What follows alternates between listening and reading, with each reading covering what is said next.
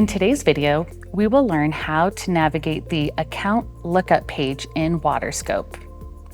To access this page, you will first log into WaterScope and click on the second tab on the left-hand side of the page, which is Account Lookup. This page will hold the meter information for all of the water meters at your community. We have the unit numbers listed, the meter IDs, and any other information associated with that meter. Some key items to focus on while you're on this page.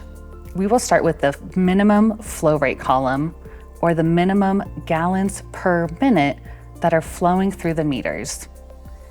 If there is data in this column, then there is a leak occurring at that unit. By default, WaterScope is going to sort this page by the minimum flow rate, letting you know if you have any homes with a leak, and it will let you know who has the worst leak at your community. We recommend reaching out to anybody who has a flow rate that is more than 0.25 gallons per minute. That equates out to about 350 gallons a day just in leaks. The next column to pay attention to is the 24-hour column. This represents how much water went through the meter yesterday from midnight to midnight. If you click on this header once, it'll bring your highest users to the top of the page. This is good practice because you may have some units that are using a lot of water, but don't necessarily have the traditional leak flag occurring. The average person uses about 50 to 60 gallons per person per day. The next column is the minimum temperature column. This column represents the coldest temperature that the meter reached yesterday.